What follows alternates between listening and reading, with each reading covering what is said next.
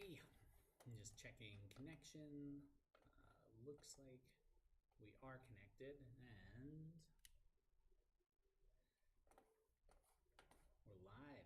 Okay, cool.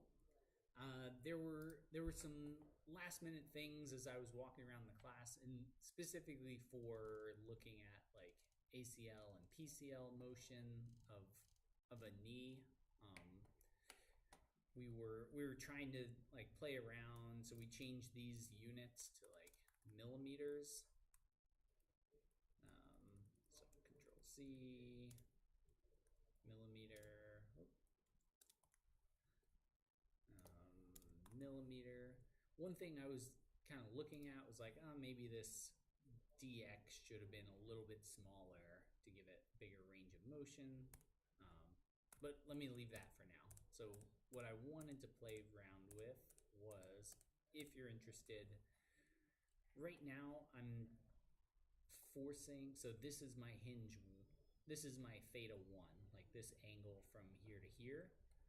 Really all I care about is like this angle here of theta 2. I could make that like my driving angle. So I wanted to play around with that. If you're interested, you can keep watching. If not, like if you don't want to see like how this works and kind of reverse engineer it, then that's okay. This is just some extra bonus Python sort of solving. Right now, let's go back up. I have this constraint equation that says my f bar is a function of a1 and x. But I don't have to do that. I could say it's actually a function of a2. So instead of this one, instead of an a1, I'm going to call it x0. And then I'm going to call this one x0. And now this is going to be a2.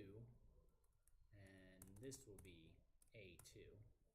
So I'm changing around my constraint so that the input is angle 2, the output is angle 1, and angle 3.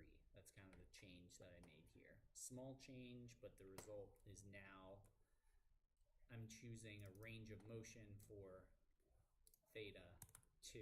2 here. And I don't want to go 0 to 2 pi. I want to go to like 0 to pi over 2. 0 to 90 degrees, something like that. So now this is really an A2, that one's an A1. I'm going to change that to A1. Let's change this to A2. I'm just kind of rearranging things. And when A2 is 0, and we'll go to pi over 2 so I can bend my knee 90 degrees. When that one is 0, let's look at our note again. So if this is 0 degrees, then I want theta 1 to be somewhere around like 45 degrees. So let's say pi over 4, but I want this one, I want theta 3 to be more than, so let's call it 3 times pi over 4, something like that. So not quite pi. I could guess pi. It'll get to the right value. And then I'm going to switch this to A2 and A2. And I'm going to rewrite. Oh, that one's A1. Yep. Let's try this. Gives me some warnings, but I just want to see what's happening anyway. Okay, so something is going on that's a little weird. My theta 3 was not in the right spot.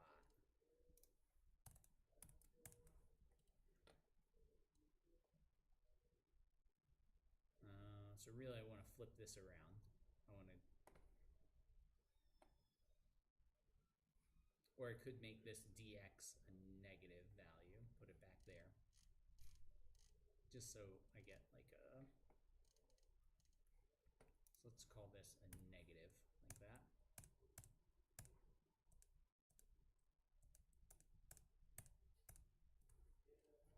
So what I did for this one is I said 0 is 0.0, and then my other point is negative 30 degrees back this way. So rather than putting the knee that way, and it's fine, right? Like it doesn't really change anything.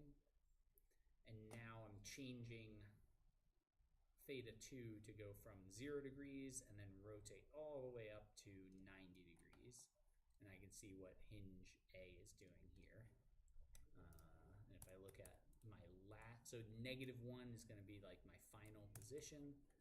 I can see like that's what, so this is the whole shape. This is what my knee looks like, the connecting between the femur and the tibia. That's what my knee is supposed to look like based on these dimensions.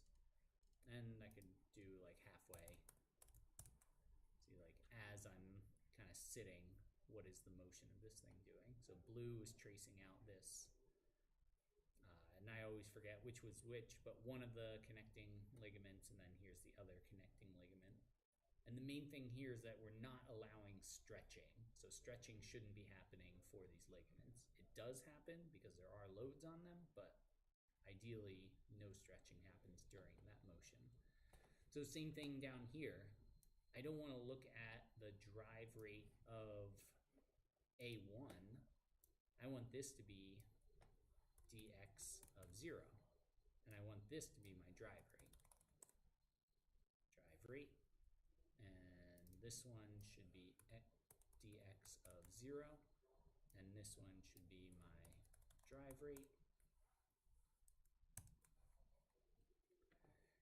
And now I'm going to call this a dA1.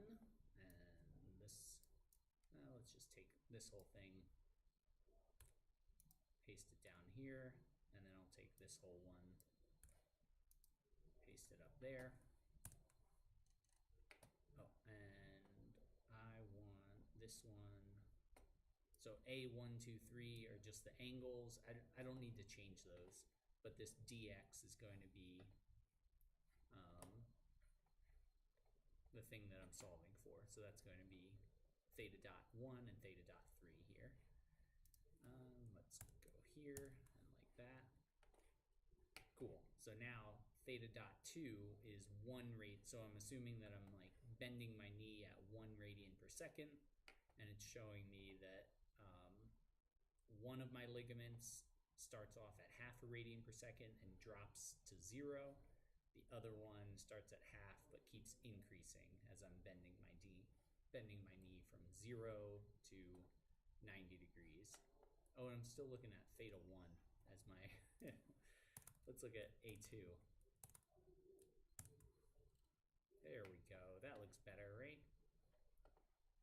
So we start at 0 degrees, like unbent knee, and then we'll change this X label to theta 2, like that.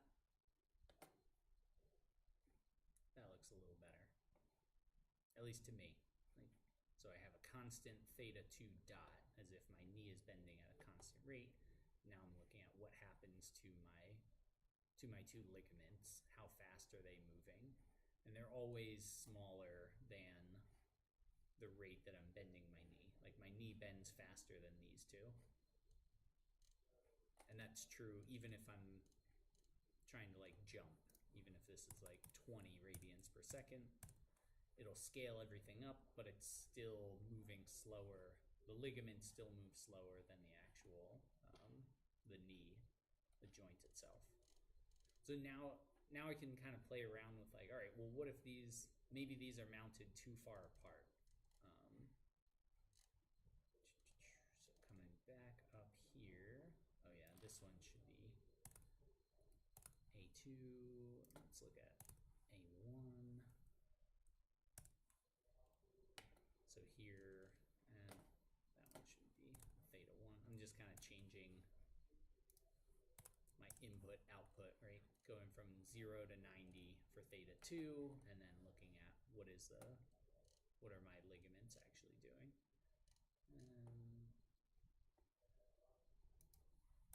A2, A2, A1.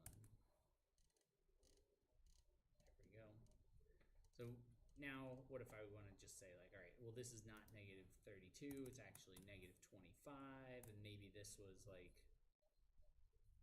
a 5 millimeter up. I can see how that changes things. So I'm still going from like 0 to 90. So if I look at my first position, it should be 0 degrees. So this is my unbent knee. And then if I look at my last position, now theta 2 is all the way up here at 90 degrees. And this is the shape that my femur and tibia have to maintain. But yeah, femur, tibia, that's what the connection looks like. So if I was creating an implant, this is the curve that I would need. That's the information that I would need. And that's all in this RP values, those midpoint values. And now coming down here, what does it do to here? Not a huge change for the most part. Like if I'm bending my knee really fast, 20 radians per second, it's pretty fast, then I'm still, my ligaments are, one of them is moving slower, the other one's moving a little faster and starts to move faster. Anyway, I thought I would share that because I was just thinking about it, and then we tried it on one person's notebook, so I wanted to share like how this went, and I'll share this notebook too in this video. All right, thanks a lot.